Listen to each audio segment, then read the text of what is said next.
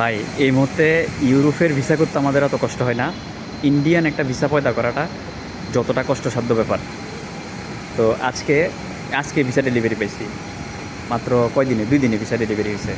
কিন্তু এটার গল্পটাই আপনাদেরকে বলবো। পাশাপাশি মানে ইন্ডিয়ার সাথে বাংলাদেশের সম্পর্কটা যে কত খারাপ তার একটা মাত্র সাইনিজ হচ্ছে যে আপনার এই যে জমা দেওয়ার 85% ভিসা কিন্তু রিফিউজ হচ্ছে, 15% ভিসা দিচ্ছে। এবার কী পরিমাণ সম্পর্ক খারাপ আজকে আমি মানে নিজের অভিজ্ঞতাটা আপনাদেরকে আজকে ভিডিওর মাধ্যমে শেয়ার করতেছি। আজকে 15/6/2026 তারিখ। এই মুহূর্তে আছি রাজধানীর যমুনা ফিচার পার্কে। আর আমার ব্যাকগ্রাউন্ডে যেটা আছে দরজা, সেটা হচ্ছে ইন্ডিয়ান ভিসা অ্যাপ্লিকেশন সেন্টার। তো আসলাম একটা ভালো একটা কাজে আসছি, সেটা হচ্ছে যে এই মুহূর্তে ইন্ডিয়ার সাথে বাংলাদেশের সম্পর্কটা আসলে খুবই খারাপ, খুবই নাজুক একটা পরিস্থিতি চলতেছে। তো এই মুহূর্তে যারা ইন্ডিয়ান ভিসার জন্য আবেদন করতেছে মোটামুটি 85% ভিসা কিন্তু রিজেক্ট, 15% ভিসা দিচ্ছে।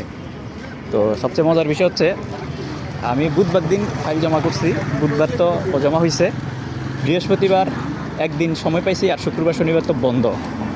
আর রবিবারে কিন্তু ডিসিশান দিয়ে দিছে। তবে এই ডিসিশান দেওয়ার পিছনে তারপরে আপনার এই যে জমা করানোর পিছনে অনেক কাহিনী আছে, অনেক টিপস অ্যান্ড ট্রিক্স আছে। যেহেতু দীর্ঘদিন ধরে কাজ করি, তো সেই টিপস অ্যান্ড ট্রিক্স ভিডিওতে সব কিছু বলতে পারবো না। সেটা অবলম্বন করার কারণেই কিন্তু মোটামুটি মাত্র 2 দিনে কিন্তু ভিসা কনফার্ম পেয়ে গেছে, সেটা হচ্ছে মেডিকেল ভিসা। তো এর মধ্যে কিন্তু আরেকটা প্রবলেম ছিল যে ওনার যে আয়ুষ আনা হয়েছিল, আয়ুষটা আপডেট হচ্ছিল না। তো যারা এই কাজ করেন বিগত সপ্তাহে আয়ুষের খুব প্রবলেম ছিল, আয়ুষ আপডেট হচ্ছিল না। কিন্তু আয়ুষ আপডেট হচ্ছিল না, তারপরেও কিন্তু আমরা আপনার স্লট নিতে পেরেছি। তো এটাও একটা টিপস অ্যান্ড ট্রিক্স আছে, ভিডিওতে সব কিছু বলতে পারবো না। তো যারা আপনারা ইন্ডিয়ান ভিসার জন্য আপনারা বর্তমানে যেহেতু 85% রিফিউজ, আপনারা ট্রাই করে ব্যর্থ হচ্ছেন, আপনারা চাইলে হোয়াটসঅ্যাপে যোগাযোগ করতে পারেন। আমি চেষ্টা করবো আমার জায়গা থেকে যতটুকু হেল্প করার, তথ্য দিয়ে সহযোগিতা করার, যতটুকু আমার জায়গা থেকে আমি হেল্প করার আমি চেষ্টা করব হেল্প করার জন্য। তো এ হচ্ছে কথা। আমি আশাই করি নেই, কারণ এর আগে যে স্লটগুলোর জন্য দেওয়া হয়েছিল সেই স্লটগুলো তো পাচ্ছিলামই না। তো এটা আসলে মানে একটা সম্পূর্ণ নতুন একটা ট্রিক্স অবলম্বন করছি। তো স্লটও পেয়ে গেলাম। আবার আয়ুষ আপডেট ছাড়াই যারা কাজ করেন তারা জানবেন যে আয়ুষ আপডেট ছাড়া কিভাবে ডেট পাইলাম, তো বা কীভাবে ডেট নিতে পারলাম। এটা কিন্তু অনেকেই আমাকে হয়তো গালি দিবেন, বলবেন যে সুধীর ভাই কী বলে। তো সেই জন্য আসলে কিছু কিছু কাজ হয়ে যায় যেটা গতানুগতিক ধারার বাহিরে, কল্পনারও বাহিরে। তো এটাই হচ্ছে কথা।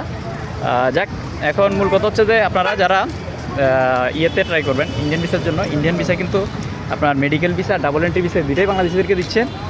আর এছাড়া অন্যান্য তো ভিসা তো তীর্থ ভিসা হয় কি না, কারণ আমি তীর্থ ভিসা অ্যাপ্লাই করি না, বাট অন্যান্য ভিসা তো বর্তমানে বাংলাদেশিদের জন্য নাই বললেই চলে, এই আর কি।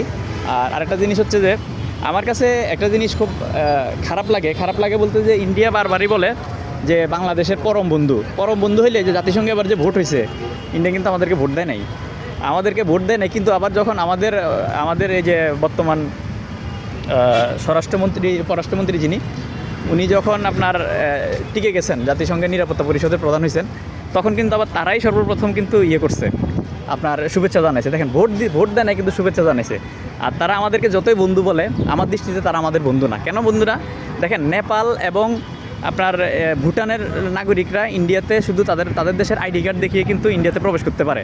আর বাংলাদেশের লোকজন কন্ট্রাক্ট করেও ভিসা পায় না, মানে বাংলাদেশের লোকজন ভিসা। তাহলে আপনারা আপনার নিজের বর্ডারের সাথে শেয়ার করে এমন দেশের ক্ষেত্রে বাংলাদেশকে যদি আপনি পরম বন্ধু মনে করেন, তাহলে আপনি তো ভিসাটাকে আপনি নেপালের লোক এবং ভুটানের লোককে যেরকম শুধুমাত্র তাদের দেশের আইডি কার্ড দেখিয়ে ইন্ডিয়া প্রবেশ করতে দিচ্ছেন, তাহলে আমাদেরকে দিচ্ছেন না কেন? তাহলে তো আপনারা তো তাদেরকে আমাদের থেকেও তাদেরকে আরও বেশি ঘনিষ্ঠ বন্ধু মনে করতেছেন, আর আমাদেরকে কিন্তু শত্রুই মনে করতেছেন। যতই আপনারা মুখে বলেন, মুখে মধু রেখে কথা বলেন আমাদের কথা, কিন্তু আসলে আপনাদের অন্তর আসলে মূলত বিষ, আপনাদের অন্তরে বিষ। আপনারা এটাই হচ্ছে কথা। আপনাদের স্বার্থ ছাড়া আমাদের সাথে আসলে কোনো কিছু করবেন না। আপনাদের স্বার্থ যেই কদিন জড়িত থাকবে সেই কদিনে আমাদের জন্য ভালো কিছু করবেন। আর আপনাদের স্বার্থ যেখানে শেষ, আমাদের জন্য আপনাদের বাস দেওয়া, মানে আমাদেরকে আপনারা বাস দেওয়া শুরু করবেন। সেটা আপনার অর্থনৈতিকভাবে হোক, সাংস্কৃতিকভাবে হোক, আর জোর জবস্তি করে হোক, বা আমাদের দেশে আপনার সাম্প্রদায়িক উস্কানি দিয়ে হোক, আপনারা সেটা করবেন। কারণ আপনারা আমাদের বন্ধু নন, বন্ধু যদি হতেন তাহলে আপনারা এটা করতেন না। তো যাই হোক, কথাগুলা অনেক আবেগপ্রবণ হয়ে গেলাম। তো যেটা হচ্ছে এই মুহূর্তে আসলে ইন্ডিয়ান ভিসাটা আমাদের জন্য অনেক কঠিন একটা বিষয়। যেমন আমরা পর্তুগালের কাজ করি বা আমরা ইউরোপের যে কাজ করি, ইউরোপের ভিসা পাওয়াটাও অতটা কঠিন না যতটা কঠিন আপনার ইন্ডিয়ান ভিসাটা, বাংলাদেশিদের পাসপোর্টে ইন্ডিয়ান ভিসাটা লাগানোটা। তো আপনারা যদি সঠিক মাধ্যম এবং যদি সঠিকভাবে যদি নির্ভুলভাবে আবেদন করেন এবং কিছু টিপস অ্যান্ড ট্রিক্স আছে সেগুলো যদি ফলো করেন, তাহলে আপনারা মোটামুটি আসলে ভারতীয় ভিসা যদিও এখনও আপনার মোটামুটি 85% রিফিউজ করে, তবুও যে 15% ভিসা হচ্ছে সেটার মধ্যে আপনারা থাকতে পারবেন যদি আসলে ঠিকভাবে যদি আপনারা টিপস অ্যান্ড ট্রিক্স অবলম্বন করে যদি আপনারা অ্যাপ্লাই করেন।